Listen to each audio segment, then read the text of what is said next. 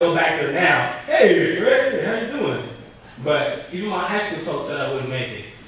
And it was always instilled in me. I didn't know until I looked back on it a couple weeks later, when my brother was still in his crazy stage, they would go out to the club, go get drunk or do whatever they was doing every night. I didn't know why I was doing it, but I'll always put on some ankle weights, do a million sit-ups, push-ups, and go run around the block, take a late at night. And now they always come up to me and say, man, that's why you made it right there.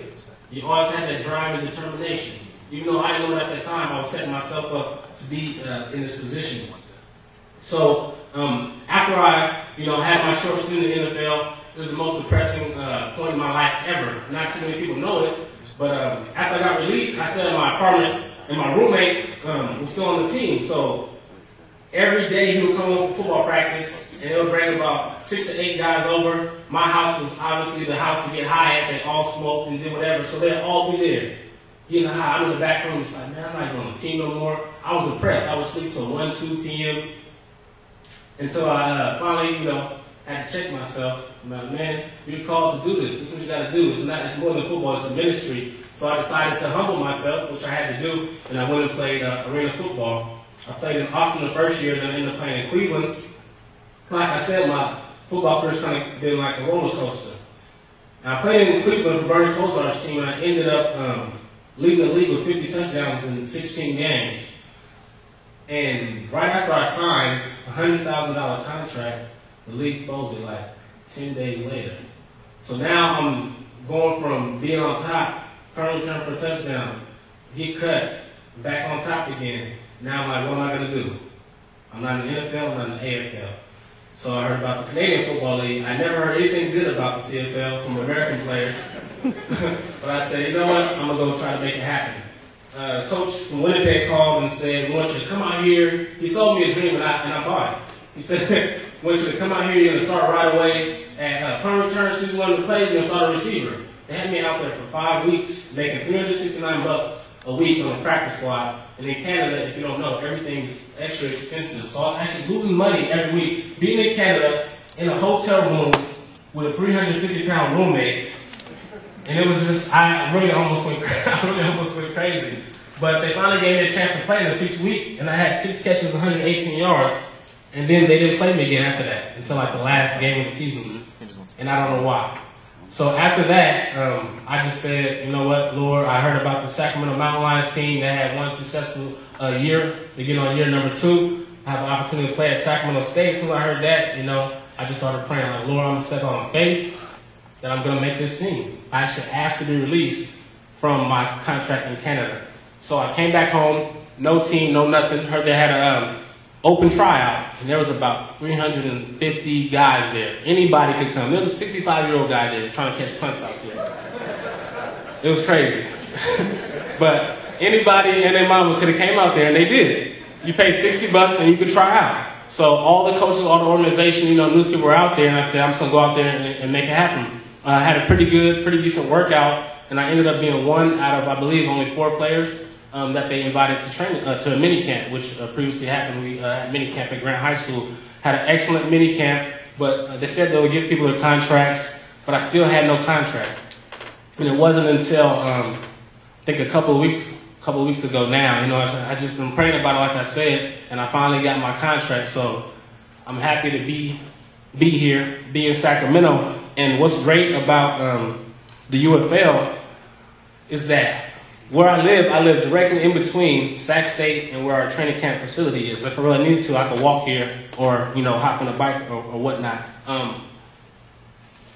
Having games on Saturdays is great because no matter what type of person you are, it works for you. If you're a family, not too many people work on Saturday, evening, Saturday night. If you like going to the club, you can come to the game and still go to the club after because the games aren't that late. No matter what type of person, no matter what you do, it's perfect. Perfect atmosphere, perfect environment, whether you go to church or not. And that brings me back to giving back. All my life, I've never had anybody help me. I actually made my own highlight tape thank you. I actually made my own highlight tape and sent it to Coach Angus McClure, who's now at UCLA.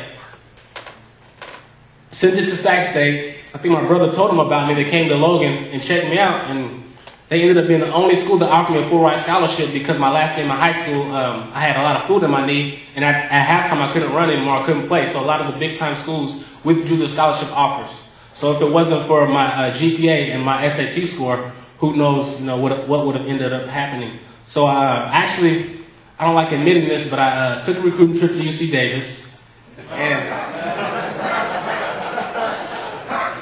and this is the part a lot of people don't know. I was gonna sign with UC Davis, but they didn't have scholarships. And me coming from very, very humble beginnings, what was I gonna do? So Sac State was pretty much my only option. So I said, you know what?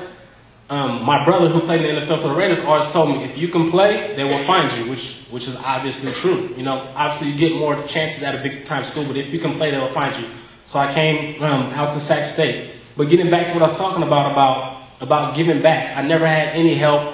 I didn't do any kind of extra working out as far as getting personal training, anything like that, until I was in San Francisco, until I was in the NFL. So now I have the opportunity. I feel like I'm called to give back in any way I can. So whenever I get the opportunity, whether it's ministering through music, talking to kids, preaching, just breaking it down to them, mentoring them, that's what I do. And whether my results are at some field training kids, I train them, and it's not just about getting them athletically, physically ready. It's mentally. I talk to them. We talk about FAFSAs, Pell Grants. We talk about dorms. We talk about women. We talk about anything that might, pertain to them in their upcoming careers. So what I'm doing is I'm launching and starting my foundation. It's called Next Level.